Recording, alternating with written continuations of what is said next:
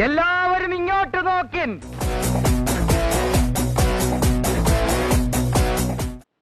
അപ്പോ നമസ്കാരം. എന്റർടൈൻമെന്റ് ന്യൂസിലേക്ക് സ്വാഗതം. എന്താണാവോ പുതിയ കണ്ടുപിടുത്തം? കുക്കറിൽ വേവിച്ച കഞ്ചാവിന് ശേഷം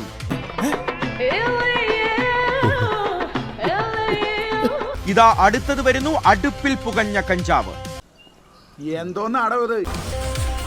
കഞ്ചാവ് അടുപ്പിലിട്ട് പുകച്ചതല്ല. സംഭവം വിശദമായി പറഞ്ഞാൽ ഇങ്ങനെയാണ്. പോലീസ് വരുന്നത് കണ്ട് ഒളിപ്പിക്കാനായിട്ടാണ് കഞ്ചാവ് അടുപ്പിലിട്ടത്. എന്നാൽ ദൈവസഹായം കൊണ്ട് കള്ളത്തരം എന്റെ ജന്മവാസനയാണ്. പണി പാളി. അടുപ്പിൽ തീ ഉണ്ടായിരുന്നില്ല, പക്ഷേ കനൽ ഉണ്ടായിരുന്നു. കഞ്ചാവ് നിന്നങ്ങ് പുകഞ്ഞു. മണം വന്നതോടെ പ്രതിയെ തൊണ്ടിയോടുകൂടി പോലീസ് പൊക്കി. ഒരു കയ്യബദ്ധം നാറ്റുകരുത്. അപ്പോൾ അടുത്ത വാർത്തകളിലേക്ക് നമുക്ക് പോകാം. തന്നെ ആരെങ്കിലും ഇപ്പൊ ഇങ്ങോട്ട് വിളിച്ചോ? മര്യാദക്ക് അവിടെ വല്ലയിടത്തും കിടന്നോ? വണ്ടി തടഞ്ഞ MVI അപ്പോൾ തന്നെ പോലീസിന് ഒരു പിഴ അങ്ങിട്ട് കൊടുത്തു. അതും 4000 രൂപ. അത് നല്ലതാ. പരിചയമുള്ളവരെ തന്നെ വഞ്ചിക്കുന്നത് നല്ലതാ, ഇല്ലടാ.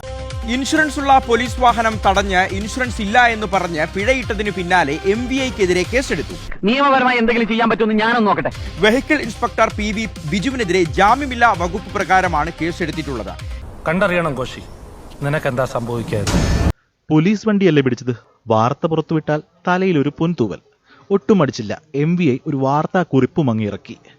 അങ്ങനെയാണെങ്കിൽ സംശയം ഒന്ന് തീർക്കണമല്ലോ. ഇൻഷുറൻസ് അടച്ചിട്ടുണ്ടെന്ന് തെളിവുമായി പോലീസും രംഗത്ത് വന്നു.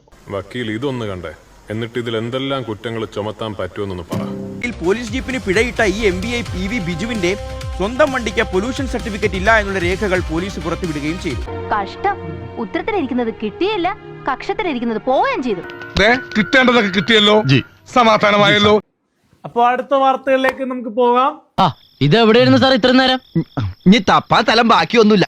നീ പോലീസ് സ്റ്റേഷൻ തപ്പിയാ? ഇല്ലല്ല, ഞങ്ങൾ അവിടെയിരുന്നു. എന്താ സംഭവിച്ചു പറഞ്ഞു കഴിഞ്ഞാല്, നമ്മള് സാധാരണ പോലെ യാത്ര ചെയ്ത് വരികയായിരുന്നു. എന്നിട്ട് യാത്ര ചെയ്ത് വരുന്ന സമയത്ത് നമ്മൾ 2 പേർക്ക് അടിച്ചിട്ടുണ്ടായിരുന്നു. ചെക്കന്റെ സ്വഭാവം കേട്ടിടത്തോളം അടിയായിരുന്നു. ഇങ്ങനെ ടൈപ്പാ, വലിയ സമയം പിടിക്കില്ല. അത് പക്ഷെ അവരെന്റെ മേത്തേക്ക് കൈ കയറിയപ്പോ ഞാൻ തിരിച്ചടിച്ചു. അത് ന്യായം. അത് എസ്ആയാലും വേണ്ടില്ല, ഓന്റെ അച്ഛനായാലും വേണ്ടില്ല. ഓളെ ഇവനെ സൂക്ഷിക്കണം. ഓരോരുത്തർക്കും തമ്പുരാൻ എന്തൊക്കെയാ നിരീച്ചു വെച്ചിരിക്കുന്ന ആർക്കറിയാം. എന്നാ